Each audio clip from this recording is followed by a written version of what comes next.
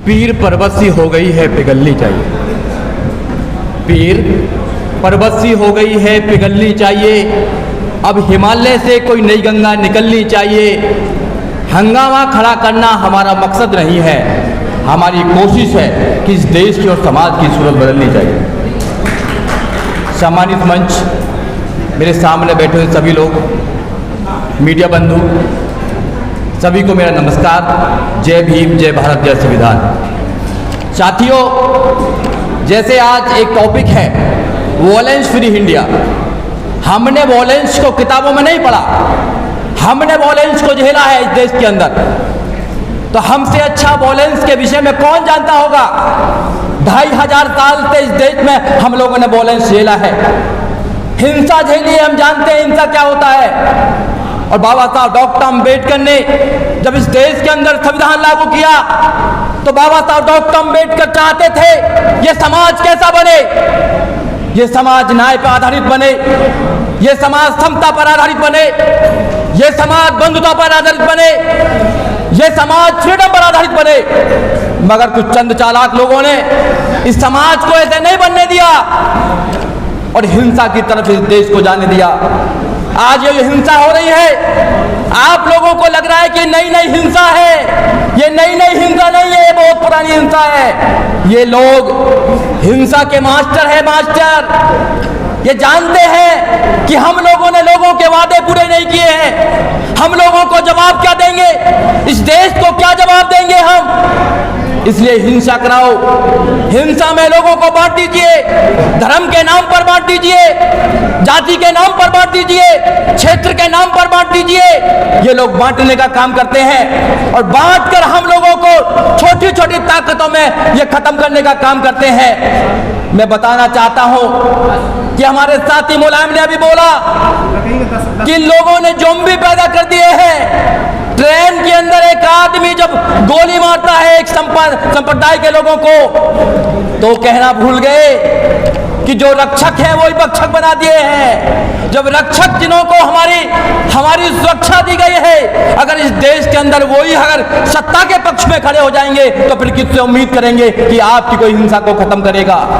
ये देश ऐसे हालातों में है कि अगर 2024 में इन लोगों को नहीं रोका गया, अगर 2024 में अपनी ताकत नहीं बनाई गई, तो ये देश आने वाले समय में जो लोग कहते हैं संविधान को बदल देंगे, हाँ, ये संविधान को बदल सकते हैं। आपने देखा इनका एक मिनिस्टर था अनंत कुमार हेगड़े, उन्होंने कहा कि we are here to destroy this, we are here to change the constitution of India.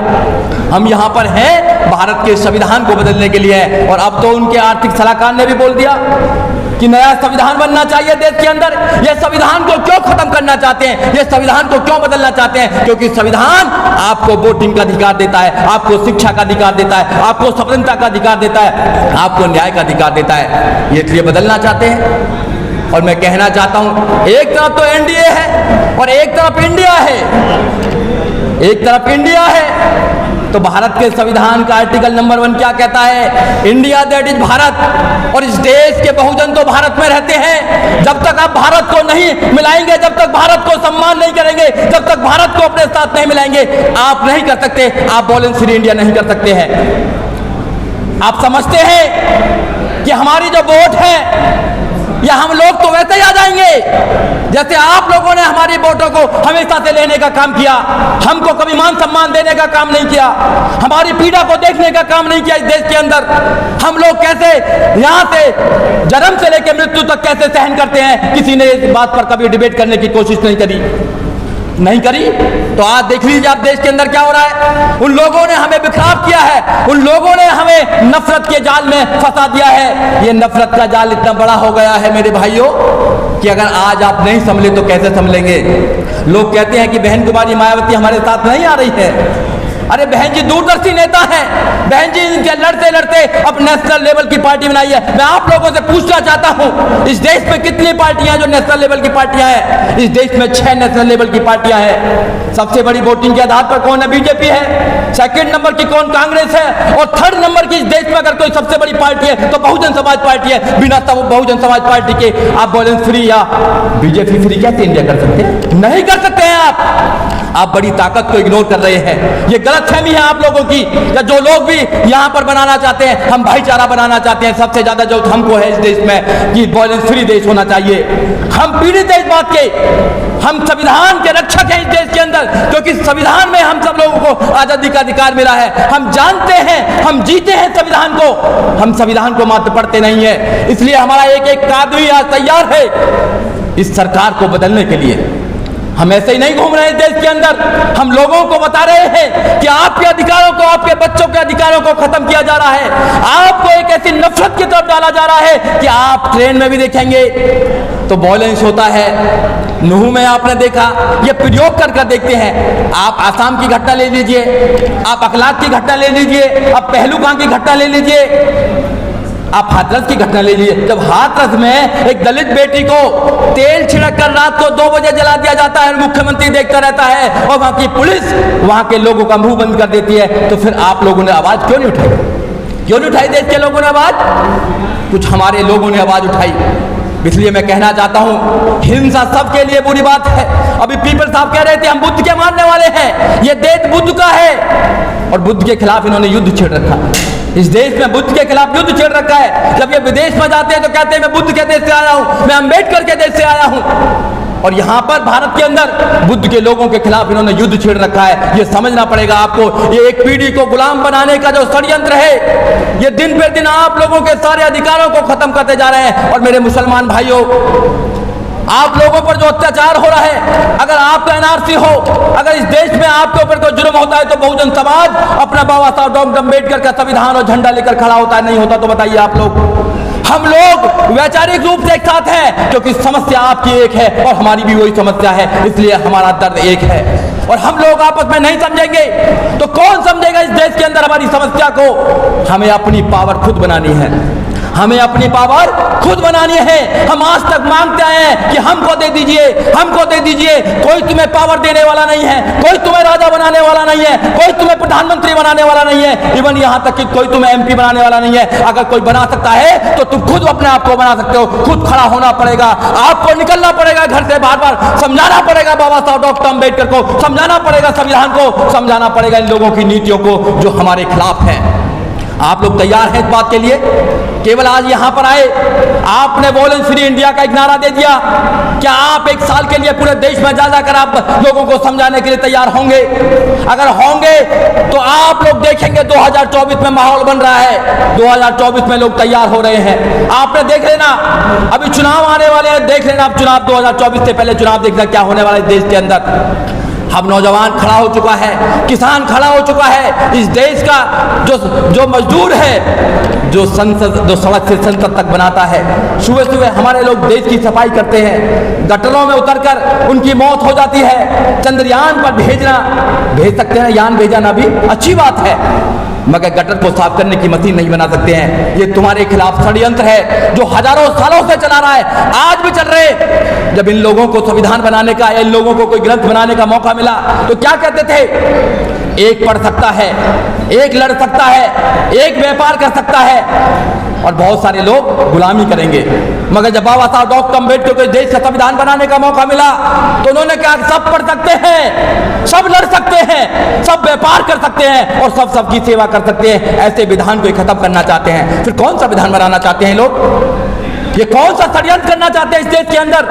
अगर अब महिलाओं को आजादी की बात करी जाए, जैसे हमारी साथी ने कहा कि इस कोरम में एक महिला की कमी है और हमारी बहन को बुला के बोला, इस देश में महिलाओं की आजादी के लिए किसी ने काम किया है तो बाबा साहब डॉक्टर अम्बेडकर ने काम किया है। उनके खिलाफ कितना वायलेंस है। हम लोग नकारना चाहते हैं, जो लोग बहुजन शक्ति को नकारना चाहते हैं वो गलत फहमी में है। ये 2023 है मेरे भाई, ये 2023 है। नौजवान जाग चुका है, अब तुम्हारी बातों में आने वाला नहीं है। अगर सम्मान दोगे तो सम्मान मिलेगा, क्योंकि हम वायलेंस को जानते हैं, लड़ना भी हम जानते हैं, उस इलाज भी हम जानते हैं। हम लड़ेंगे इन लोगों से और जब तक लड़ेंगे, जब तक हमारे शरीर में खून का एक एक कतरा है, हम पीछे हटने वाले नहीं है। ना हम पहले पीछे हटे, हम नहीं हटे। इन्होंने जाति करी हम लोगों पर, आज भी जाति करते। गांवों में मूंछों के नाम पर मारा जाता है, बारात नहीं चढ़ने दी जाती है, लोगों को मोटरसाइकिल पर जाते हैं तो कत्ल कर दिया जाता है। हम झेलते हैं। जैसे मेरे भाई ने बोला अभी, मुलायम ने, अखबार देख लीजिए, अखबार मीडिया हेडलाइन देख लीजिए, सब जगह दलितों की हत्या, मुस्लिमों की हत्या, महिलाओं की हत्या, सब जगह हो रहा है। मगर हमारा देश, हमारे लोग खड़े नहीं हो पा रहे हैं, घरों में है। तुम्हारे घर भी नहीं बचने वाले मेरे भाइयों, तुम्हारे घर भी नहीं बचने वाले हैं, क्योंकि लोगों ने मन बना लिया है कि फिर दोबारा तुमको गुलामी की बेड़ियों में ले जाना चाहते हैं लोग। जो आज़ादी आप लोगों को बड़ी मुश्किल से मिली है, जो वोटिंग का अधिकार आपको बड़ी मुश्किल से मिला, वैसे नहीं मिलेगा वोटिंग का अधिकार। अब पढ़ना बाबा साहब डॉक्टर अम्बेडकर ने अपने 4-4 बच्चों की कुर्बानी दी है, वैसे ही वोटिंग का अधिकार नहीं मिल गया है। आप वॉयलेंस फ्री इंडिया चाहते हैं, 1 मिनट में वॉयलेंस फ्री इंडिया हो जाएगा। 2024 में आप सिर्फ वोटिंग के अधिकार का इस्तेमाल कर लीजिए, आप वोट डाल दीजिए और इन लोगों को सत्ता से बाहर कर दीजिए, इनका इंतजाम हो जाएगा। उसका एक ही रास्ता है, वो सत्ता है। सत्ता, सब कुछ निर्धारित सत्ता से होता है। आपके बच्चों की एजुकेशन, कहां से रोड मिल निकलेगा, कहां कौन सा डिपार्टमेंट बनेगा, देश के अंदर जो भी हो रहा है, अगर तुम कुछ भी कर रहे हो वो सत्ता पर आधारित है। जब तुम सत्ता को परिवर्तन नहीं कर सकते तो तुम क्या कर सकते हो? घर में बैठकर अखबार पढ़ते रहना। अखबार पढ़ो घर में बैठकर, न्यूज देखिए घर में बैठकर। वॉयलेंस हो रहा है, वॉयलेंस हो रहा है। इधर से कुछ लोग लफंगे आ जाते हैं, उधर से कुछ लोग आ जाते हैं और देश को एक मैसेज देना चाहते हैं। क्या मैसेज देना चाहते हैं? धर्म के नाम पर देश को बांटना चाहते हैं, धर्म के नाम पर देश को बांटना चाहते हैं। आप लोगों को समझाना पड़ेगा, ये जिम्मेदार साथियों की ये ड्यूटी है। मैं धन्यवाद देना चाहूंगा कैंपेन के लोगों को, जिन्होंने कम से कम ये सोचा कि इस देश में वॉयलेंस है, इस देश में वॉयलेंस है, फ्री होना चाहिए देश वॉयलेंस। कम से कम किसी ने सोचा। ये आप लोगों की ड्यूटी है कि आप लोग गांव-गांव जाएंगे, नौजवानों को तैयार करें, लोगों को तैयार करें इस वॉयलेंस के खिलाफ। और वॉयलेंस कौन करता है? अभी पीपल साहब ने बताया ना, वॉयलेंस कौन करता है? वॉयलेंस सरकारें कराती हैं, सरकारें कराती हैं।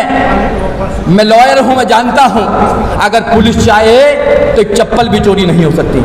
अगर पुलिस चाहे तो एक चप्पल भी चोरी नहीं हो सकती है। अगर पुलिस अपराधियों के साथ मिलकर इसमें वो दंड, वो और ज्यादा दंड हो जाते हैं, और ज्यादा वो वॉयलेंस करते हैं, तो कौन ताकत देता है पीछे से? किसका टेलीफोन जाता है ये देखना पड़ेगा आप लोगों को कि टेलीफोन करने वाला लोग कौन है। उसके टेलीफोन का तार काटना पड़ेगा आपको, तार काटना पड़ेगा आपको। ये लोग वॉयलेंस को बढ़ावा देते हैं क्योंकि ये देश के लोगों के सामने आंखों में आंखें डालकर उनसे उनके सवालों का जवाब नहीं दे सकते हैं, क्योंकि इन्होंने जो देश से वादे किए थे उन वादों को ये पूरा नहीं कर पाए हैं और देश के अंदर एक ऐसी दिशा की तरफ देश को ले जा रहे हैं जहां पर एक दूसरे से नफरत करते हैं लोग बाग। ये देश हमारा ऐसा था क्या? ये देश ऐसा है क्या? क्या इस देश में मुसलमानों का कोई भी योगदान नहीं है? आप बताएं दिल से, पूरे देश के लोग बताएं, क्या योगदान नहीं है इस देश में? बताइए आप लोग, आप कैसे नकार सकते हैं? आपका बाप भी नहीं भगा सकता किसी को। आप एक माहौल बनाना चाहते हैं, सिर्फ आप ये लोगों को दिखाना चाहते हैं कि नहीं कोई खतरा है हमारे लिए कोई खतरा नहीं है। अगर इसके अंदर कोई खतरा है तो ये बीजेपी वाले लोग खतरे में, आरएसएस वाले लोग खतरा है इस देश के लिए, जो ऐसी रणनीति को बनाते हैं। मैं डरता नहीं हूं इनसे, मैं इनसे नहीं डरता, हमारे लोग नहीं डरते इन लोगों से, क्योंकि हम इन लोगों से 2500 से लड़ते आए हैं, हम ऐसी व्यवस्था से लड़ते आए हैं। तो आप लोगों को खड़ा होना पड़ेगा, आपको तैयार होना पड़ेगा और आपको भाईचारा बनाना पड़ेगा। जब तक आप भाईचारा नहीं बनाएंगे तो जब तक बात बनने वाली नहीं है। साथियों, जुल्म के साए में मुंह खोलेगा कौन? जुल्म के साए में मुंह खोलेगा कौन? और हम भी चुप रहेंगे तो फिर बोलेगा कौन? हम भी चुप रहेंगे तो बोलेगा कौन? ये आपके बच्चों को स्कूल से निकालकर रोड पर ये दंगा कराने के लिए ट्रेनिंग दे रहे हैं। ये समझना पड़ेगा देश के लोगों को। इस देश में IAS, PCS, doctor, engineer, professor, जज, वकील बनने की जो ट्रेनिंग देते हैं, वहां पर दूसरी ट्रेनिंग दी जा रही है।